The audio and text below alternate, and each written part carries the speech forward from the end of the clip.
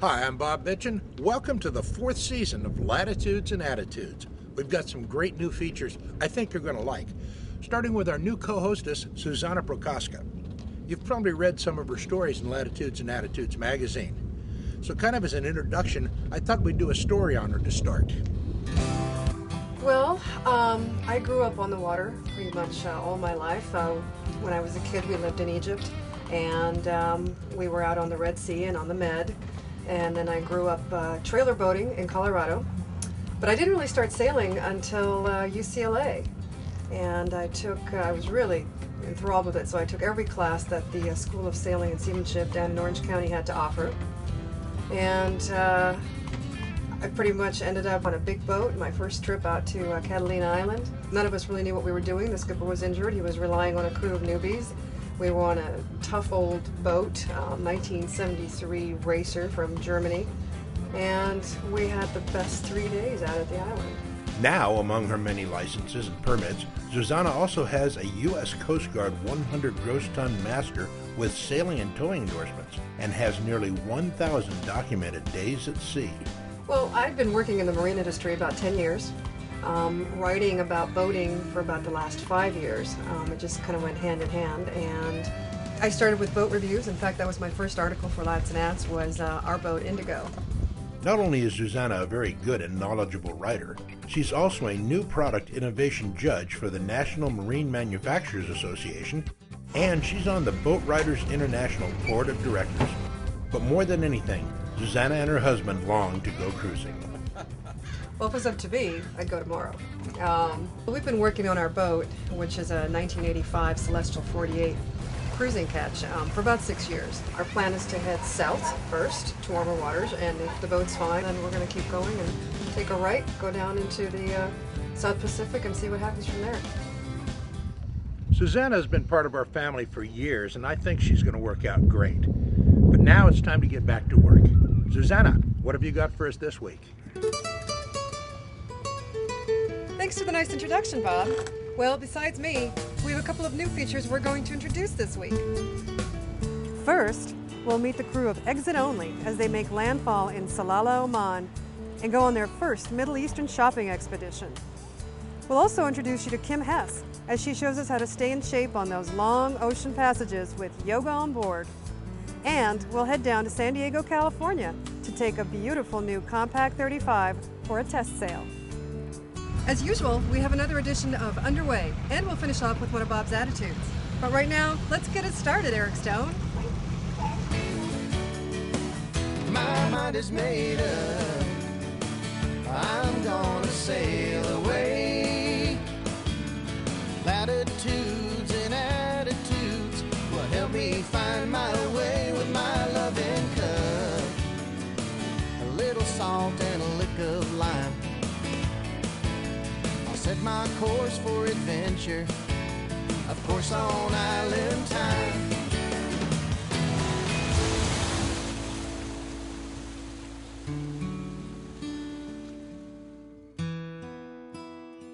Latitudes and Attitudes is brought to you by Seafaring.com, the internet's marketplace for the cruising sailor or trawler owner. Don't go away. Latitudes and Attitudes will be right back.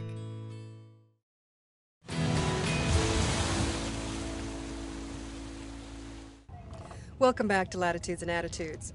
Now, it's time to meet the Abbotts, David, Sarah, and parents Dave and Donna, as they cruise the Middle East aboard their catamaran.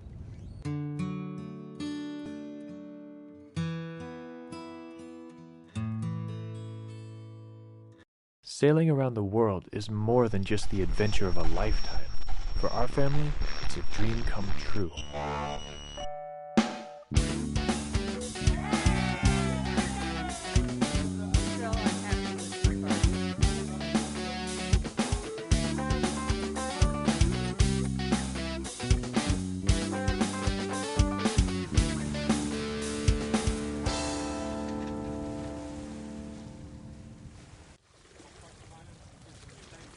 Mahi-mahi are known to live around debris floating in the water. And at this very minute, we are about to pass some floating debris to see if we can catch some mahi-mahi.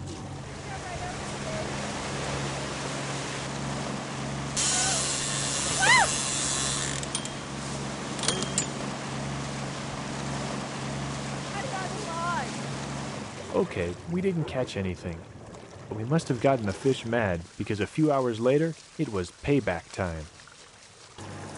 It's 3 o'clock in the morning, and we're 250 miles from Oman.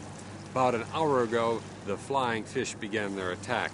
Hundreds of thousands of them are hopping in the water all around us, and they're bumping into the side of the boat. Thump, thump, thump, thump, thump. For an hour, a solid hour, these flying fish have been going crazy. You can see their wings as they're swimming in the water. Normally in the daytime you can't see these guys, but tonight you can see everything. The next morning, Dad discovered some stowaways on the bow. This is a flying fish that landed on our deck last night. They have this long fin on the back of the fish, and when it gets ready to take off, this fin just goes like crazy, and it rockets them into the air, and then they spread their wings, and away they go for a 50 or 100 meter flight on the savage seas. Our first Middle Eastern port is Salalah, Oman. It's a popular staging area for the run up the Red Sea, and today the harbor is packed with cruisers. We had our first authentic Middle Eastern shopping experience at Al Hassan Souk. Those are good dates. Very good dates.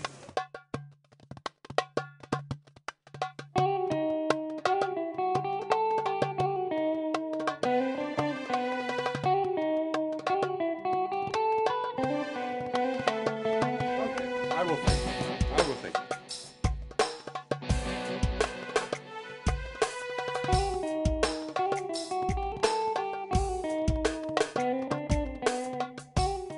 The market is filled with exotic smells, and nearly every shop features one very special item: frankincense. The Dhofar province of Oman has long been famous for the extravagant aroma of the sap from the local frankincense trees. Before there was petroleum in the Middle East, there was frankincense. Historically, it's worth more than its weight in gold. For thousands of years, Oman has exported this precious and lucrative resin to the rest of the world. Ancient Greek, Roman, and Egyptian cultures all used it for religious rituals and celebrations. Incense is still an important part of Middle Eastern culture today. People use it in their homes as an air freshener, and often in social settings, incense is waved near the face and hands of guests. It's kind of like perfume for clothes. Okay. Let's see here. Just. Okay. Whoa. Very nice. Whoa.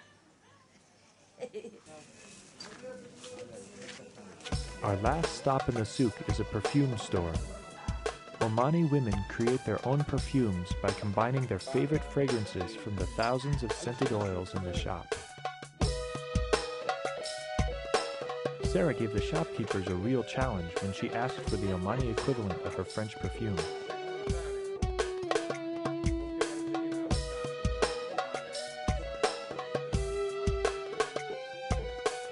Ironically enough, she chose one called Paris.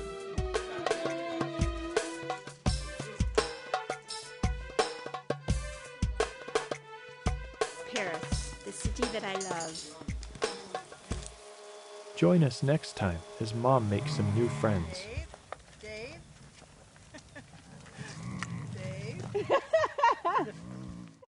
Hey, it's Captain John from Cornet Bay. Latitudes and Attitudes will be right back.